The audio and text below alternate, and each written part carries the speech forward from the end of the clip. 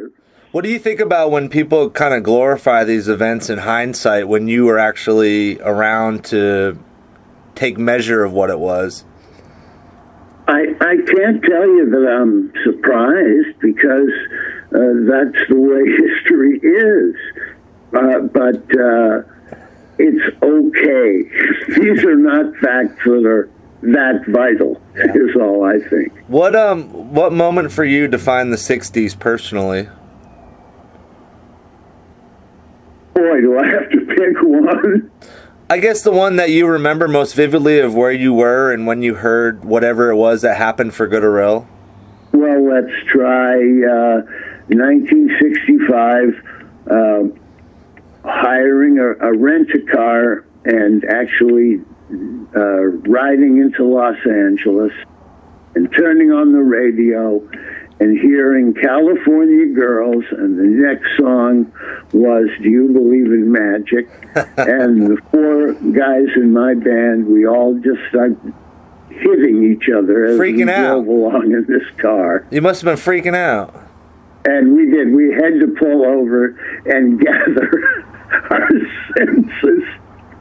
Did you know that was it? Like, hell or high water, this is what you wanted to do? Oh, well, you know, I didn't look at it as this is the only thing and this is the thing. I just knew it was the thing now. And I don't think any of us had too exaggerated a goal in this, other than to be a really good band and consistently put out good records. Well, what's interesting is that bands like the Lovin Spoonful and a lot of those bands in the mid to late 70s, the Byrds, Neil Young, everyone, Buffalo Springfield, they showed people, in my opinion, that rock and roll wasn't a novelty, that you could have a career. It's an interesting theory. You know, it also had to do with the way the times and the spending capital of our generation made a lot of this easier. Have you ever, I mean, you've probably been approached by people over the years, but have you ever looked at when those songs were released versus what was going on in the world at that time? Whereas those songs were such positivity and love in such a tumultuous time, and they were at the top of the charts when all these crazy things were going on. Look, I just didn't have any skills as a topical songwriter. I mean, I stood aghast the first time I heard Bob Dylan, who I'd already known as just like a localist. We were playing harmonica in the basement of Gertie's Folk City. But I guess the idea being like when the Lovin Spoonful really hit the radio waves, it made a lot of people happy in a time of a lot of sadness, you know? This is all in retrospect, and it's a great bonus, but I never intended it, or, you know, I can't say I was doing anything but entertaining all of us, my immediate circle of friends. But then I watched those clips at Woodstock, and you had such love for the crowd that there is a change in the air, you know, and I wonder if you still carry that torch. It was a remarkable moment, and we sure are there right now. It's really, I'm watching.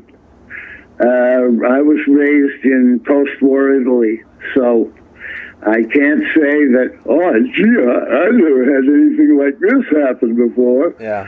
You know, I'm watching, but look, I'm a musician, and that's what I do. But you also have such an impact on people in such good ways, though, too. Well, thank you. I recently interviewed Jorma from the Jefferson Airplane, and we had talked about how, you know, and where we are today, it's if you know your history, it's like nothing's the same, everything's the same. We just try to push ahead, you know. Uh-huh. Are you optimistic about the future? No. Why not? No, I don't want to sugarcoat it. It looks real bad to me.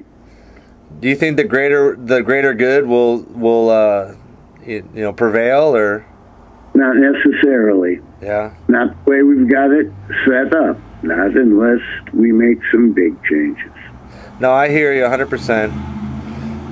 With the Lovin Spoonful, the anniversary of the group this year is 52 years. I was curious if you could speak to why it is that those songs to this day still stand the test of time. No, I have no idea. I really had no goals for that except maybe 3 months, which is long enough to sustain a hit on a Billboard chart. Yeah. What about these days? What's a good day for you these days? What's a typical day for John Sebastian? Well, I've been enjoying having fairly studious days in the recording studio because Arlen Roth and I have been doing a project, and at the same time I've been kind of culling a bunch of children's material from the 1980s and getting that sort of organized to put out on a CD. Well, you've had such a varied career. I mean, you've done Broadway work, you've done work with children, and then your career, and then your solo career was this a whole other thing. What do you attribute that variety? Where does that come from within you to just keep trying different things all the time?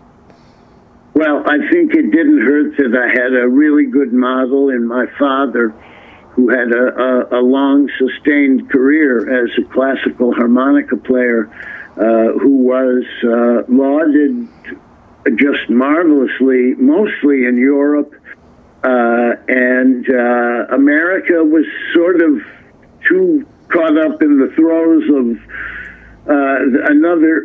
the harmonica representing things more like the Harmonicats and the Harmonica Rascals and Borominovich's, and that kind of thing. And so Dad really had to go to Europe to be called the Paganini of his instrument, and in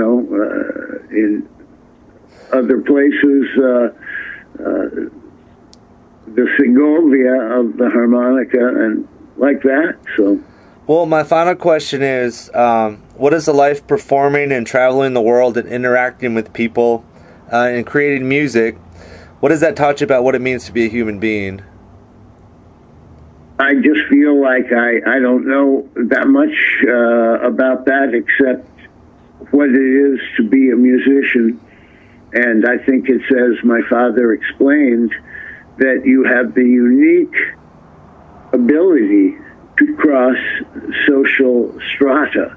Yep. And play and enjoy the audiences of so many different economical groups.